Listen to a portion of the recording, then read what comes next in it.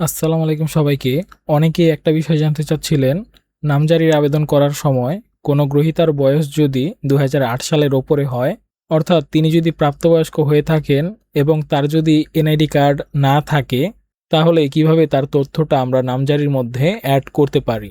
আমি একটা আবেদন করছিলাম, এর মধ্যে একটা জন্ম নিবন্ধন আমি পেয়ে গেলাম এবং এখানে একজন গ্রহীতা রয়েছেন যার বয়স হচ্ছে ২৫/১/১৯৯৫, অর্থাৎ তিনি প্রাপ্তবয়স্ক, বাট তার কিন্তু এনআইডি বা জাতীয় পরিচয়পত্র নেই। তার জন্ম নিবন্ধন রয়েছে। এখন এই জন্ম নিবন্ধন দিয়ে আমরা কিভাবে তার তথ্যটা নামজারির মধ্যে অ্যাড করব।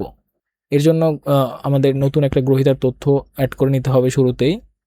তারপর এখান থেকে আমাদের অপ্রাপ্তবয়স্ক এই অপশনটা সিলেক্ট করে নিতে হবে।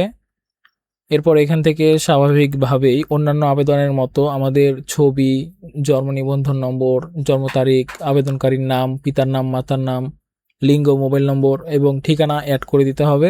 এছাড়াও জন্ম নিবন্ধন সনদের সার্টিফাইড কপির এখানে সংযুক্ত করে দিতে হবে।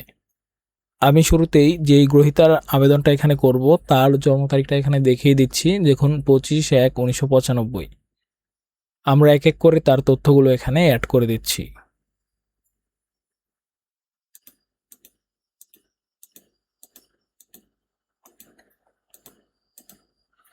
সবগুলো তথ্য অ্যাড করার পর আমরা তার জন্ম নিবন্ধন সনদের সার্টিফাইড কপি এখানে সংযুক্ত করে দিলাম এবং সংরক্ষণ অপশনে ক্লিক করব।